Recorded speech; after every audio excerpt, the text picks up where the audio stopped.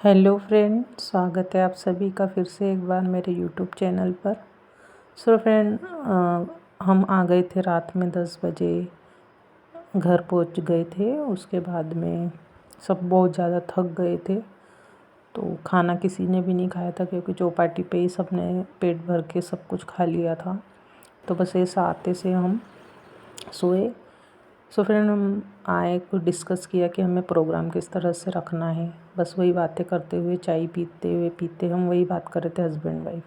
फिर क्या था, सुबह की जो हमारी डेली रूटीन होती है, बस वो चाय पीने के बाद में मैं लग गई थी किचन में। आए बात टिफ़िन बनाने की तैयारी करने लग गई। तो सबसे पहले आटा लिया, आटा गूँध के रख दूँगी मैं यहाँ पर। तो कल इतने ज़्यादा थकान हो गई थी, तो जो नींद है वो भी बहुत ज़्यादा लेट खुली थी। तो बस फटाफट मैं जो सुबह तैयारी कर लूँगी टिफ़िन बनाने की। इन्हें भी ड्यूटी पे जाने को बहुत ज़्यादा टाइम हो गया था। तो बस यहाँ पर मैं अभी मूंग की दाल बना लूँगी और टिफ़िन तैयार हो चुका था। इन्हें बहुत ज़्यादा लेट हुआ था, तो फिर मैंने फटाक देने से इनका टिफ़िन है जो वो रेडी कर दिया। तो मैं यहाँ पर टिफ़िन भर के इनको दे दूँगी। राशि भी उठ चुकी थी यहाँ पर, तो राशि को भी उसके पापा है जो जूने घर ले चले जाएंगे साथ में, क्योंकि फिर मैं है जो पैर ही जाती हूँ पार्लर पे, तो इसीलिए उसे बहुत ज़्यादा दिक्कत होती है साथ में चलने में। पर नहीं बोलती हूँ कि मम्मी के साथ में आना है मुझे, तो बस उसके पापा उसको साथ में लेके चले जाते। तो ये रात में भी इन्होंने तो कुछ भी नहीं खाया था। हमने तो भी पाव भाजी और डोसा वगैरह ऑर्डर कर लिया था, इन्होंने सिर्फ पानी पूरी खाई थी। तो मैंने कहा कि थोड़ा सा नाश्ता कर लो, गरम रोटी है और सब्ज़ी से कर लो नाश्ता। तो ये बोले नहीं, अचार है, अचार पे एक रोटी पे अचार लगा दो, उसमें से भी मैं आधी ही रोटी खाऊंगा। आधी रोटी उन्होंने ली थी और आधी रोटी मुझे खाने को दे दी थी। तो मैं बस टिफ़िन भरते जा रही हूँ और उन्होंने जो आधी रोटी मुझे अचार लगी हुई दी थी, मैं वो भी खाते जाऊँगी। तो बस क्या था, ये निकल चुके थे दोनों बाप बेटी जूने घर जाने को। इसके पापा ड्यूटी पे जाते समय राशि को वहाँ पर छोड़ देंगे दादी के पास। सो फ्रेंड, मैं आ चुकी थी यहाँ बेडरूम में। तो बस बिस्तर जो है वो पड़े हुए थे ऐसे ही, तो मैंने फटाफट से जो है पहले बिस्तर उठा लिए, क्योंकि वो सभी लेट सोए थे तो लेट उठे थे, इसीलिए सब कुछ ऐसा ही रह गया था। तो मैंने सबसे पहले जो है वो टिफ़िन तैयार किया। उसके बाद मैंने सोचा कि अब बात का जो काम है, पहले टिफ़िन दे देती हूँ इनको, ये आराम से चले जाएंगे। उसके बाद धीरे धीरे जो मैं है घर के काम अवर लूँगी। तो फटाफट से मैं पहुँच गई थी किचन में। बिस्तर उठाने के बाद में सभी बिस्तर उठा के अच्छे से घड़ी करके रख दिए मैंने और किचन में पहुँच गई, क्योंकि टिफ़िन बनाने के बाद में किचन मैंने ऐसे ही छोड़ दिया था। पहले मैंने बिस्तर उठा लिए। सो फ्रेंड, यहाँ पर मैं अभी सब औरदौरी अच्छे से कर लूँगी, क्योंकि जब हम निकले थे घर से तो बहुत ज़्यादा सुबह निकले थे, मतलब कि 10-1 बजे निकले थे। तो मैंने बेसिक जो काम होता है बस वही कर लिया था और बाकी का ऐसे छोड़ के चली गई थी। फिर रात में भी आने को टाइम हो गया था, तो बस किचन में कुछ भी काम नहीं किया था, बस ऐसे ही सो गए थे सब आके, क्योंकि थक ही गए थे बहुत ज़्यादा। तो फिर सुबह थोड़ा एक्स्ट्रा काम निकल चुका था, तो मैंने फटाफट से यहाँ पर सभी काम को जल्दी कर लिया। पूरे बर्तन वगैरह सब कुछ धो के रख लिए और किचन भी अच्छे से धो लिया था। सो फ्रेंड, एक बात कमेंट में ज़रूर बताइएगा, क्योंकि मैं पूछने वाली हूँ आपसे, आपकी राय लेने वाली हूँ कि ये ड्रेस मुझ पे सूट कर रहा है या नहीं। क्योंकि मैंने फ़र्स्ट टाइम कुछ इस तरह से कोट सेट वगैरह पहना है घर में। मैं हमेशा से ही साड़ी पहन के रखती हूँ, मतलब शादी होके आई जब से मैंने कभी ऐसा कुछ पहना नहीं है। फ़र्स्ट टाइम ही मैंने कुछ ऐसा पहना है, क्योंकि अब हस्बैंड बोलते हैं कि घर में इस तरह से पहन के रखा करो। और पहले तो हमें ऐसा इजाज़त नहीं मिली थी कुछ पहनने की, क्योंकि सभी फैमिली जॉइंट फैमिली साथ में रहते थे, तो इतना मतलब साड़ी में ही रहना पड़ता था, घूंघट में। तो बस अभी थोड़ा सा जो है लुक चेंज किया है, वो भी घर में ही। बस घर में आने के बाद में मैं थोड़ा सा पहन लेती हूँ। तो कैसा लग रहा था, मतलब कैसा लग रहा है मेरे ऊपर, ये सूट कर रहा है या ना कर रहा है। तो मैं सोच रही थी अगर आपका कमेंट आता है तो मैं 1-2 ड्रेस और बुलाऊँगी ऐसे घर में यूज़ करने के।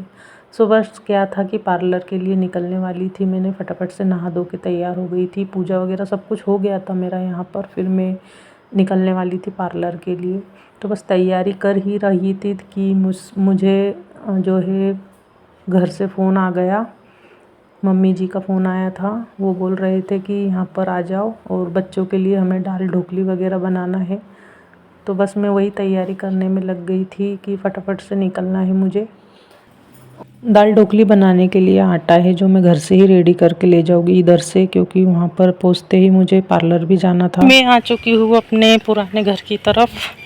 तो बस पैर चलते चलते आते पूरे पैर और कमर जो है वो टाइट हो जाती है। तो मैं आ चुकी हूँ अपने पुराने घर पे। मैंने दाल गला के रखी बच्चों के लिए, दाल ढोकली बनाना। हाँ ठीक है। दाल गला है क्या? हाँ बस। तो यहाँ पर संभार इतना सारा लाया हुआ है, ये अभी तोड़ते बैठे हैं। मैं अभी आई हूँ, तो अभी मैं आटा है जो मैं बना के रेडी लेके आई थी, तो अब मैं दाल ढोकली बनाने। तो फटाफट से मैं आ गई थी किचन में। मम्मी जी संभार वगैरह सब कुछ तैयार करके दे रहे थे मुझे। तो मैंने, और दाल भी उन्होंने गला के रखी थी। मैंने कहा था फ़ोन पे ही कि दाल का कुकर लगा के रख लेना, क्योंकि पार्लर भी जाना था और यहाँ पर लगभग मुझे 11:30 बज चुके थे। तो बच्चे तो कुछ रुके नहीं, स्कूल चले गए थे। तो मम्मी जी ने मुझे बोला कि इतना लेट आई है, मतलब कि बच्चे खाने के लिए बोल रहे थे कि दाल ढोकली खाना है। तो बस, तो बच्चे चले गए थे। मैंने बोली कोई बात नहीं, स्कूल से आ जाएगी जब खा लेगी तो मैं बना लेती हूँ। तो घर से ही आटा जो है मैंने रेडी करके लाई थी, क्योंकि बहुत ज़्यादा टाइम नहीं लगाना था मुझे यहाँ पर, फटाफट से दाल ढोकली बना के निकलना था। तो आटा रेडी ही करके लाई थी मैंने। तो मैंने, दाल भी गली हुई थी, मेरे को पता था, इसलिए मेरे को लेट हो जाएगा। तो मैंने मम्मी जी को ही बोल दिया था कुकर लगा के रख लेना, आते से मैं फटाक देने से जो है दाल ढोकली। तो मसाला तैयार किया मैंने। हरी मिर्च का बनाना था पर वो हरी मिर्ची नहीं थी, ख़त्म हो चुकी थी। तो मैंने यहाँ मसाले की दाल बनाने के बाद में उसमें ढोकली बना के डाल दी। तो बढ़िया से बहुत ज़्यादा स्वादिष्ट बन के तैयार हुई है ये। स्वादिष्ट इसलिए कह रही हूँ क्योंकि देखो वॉइस रिकॉर्डिंग तो मैं बहुत देर बाद में डाल रही हूँ, टेस्ट मैंने पहले ही कर लिया था। तो देखिए ये बहुत ज़्यादा अचार के साथ में और प्याज के साथ में इसे सर्व किया है। सो फ्रेंड, मैं आई हूँ रजनी के घर, और रजनी की चल रही है अभी साफ़ सफाई। तो उनने निकाल के रखा है पूरा सामान घर का। तो ये लड़की, ये बाई कर रही है पूरी साफ़ सफाई। देखिए बर्तन धुल चुके हैं उसके, कुछ बर्तन धुल चुके हैं, कुछ बर्तन जो है घसना धोना मांजना। रजनी इधर देखो, ए भाई इधर देख, पहचान। ये डब्बा का है पहचान। इतने सारे डब्बे धोबी में नहीं, ये वाली इतने सारे डब्बे धोई, पर ये डब्बा किस चीज़ का है? तो कमेंट में बताइए फ्रेंड्स। ये डब्बे मैंने घसी हुई है और ये अभी घस रही, तो ये किस चीज़ का डब्बा है? कमेंट में जरूर बताइए। कमेंट में ज़रूर बताइए फ्रेंड कि ये डब्बा किस चीज़ का है और वो डब्बे किस चीज़ के हैं। तो रजनी पूछ रही है आपसे, तो कमेंट में ज़रूर बताइएगा। ओके। सो है फ्रेंड, यहाँ पर देखिए चूहे ने कितना बड़ा गड्ढा करके रख दिया है, यहाँ देखिए। तो अभी हम जो है इसको अच्छे से पैक कर रहे हैं ये जगह को। बकरियों ने सब तहस नहस कर दी थी। चराई वाली बकरियाँ इधर साइड में आती है तो पूरे झाड़ वगैरह खा लेते हैं ये वाले। तो बस अब हम थोड़ी सी ये जो है नेट को अच्छे से टाइट तरीके से लगा देंगे।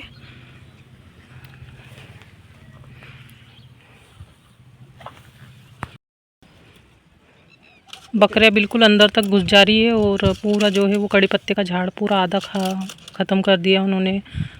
गुलहड़ के फूल का झाड़ था जो, वो भी पूरा आधा खा लिया है। तो अब भी इसको नेट से इस तरह से बांध दिया है। फिर अब देखते हैं, फिर भी बहुत नीचे हो चुका है ये नेट। तो जाली वगैरह बनाने की सोच रहे हैं, पर थोड़ा टाइम लगेगा जाली खींचने के लिए, जब तक हमने ऐसा सपोर्ट दे दिया है अभी इसे।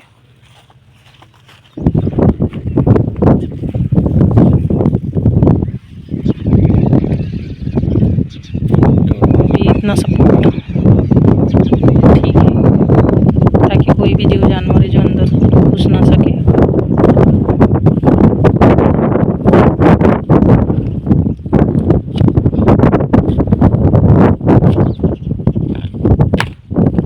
बारिश के दिनों में बहुत ज़्यादा ध्यान रखना पड़ता है ये बातों का, क्योंकि वहाँ पर चूहे ने बहुत बड़ा गड्ढा कर लिया है। किचन का पाइप आता है उधर से, तो हम जो भी सब्जी वगैरह अनाज धो लेते हैं उसमें दाल दाना बेसिंग में, तो वो डायरेक्ट पेप के थ्रू इधर ही यहीं पर आता है वो सब कुछ।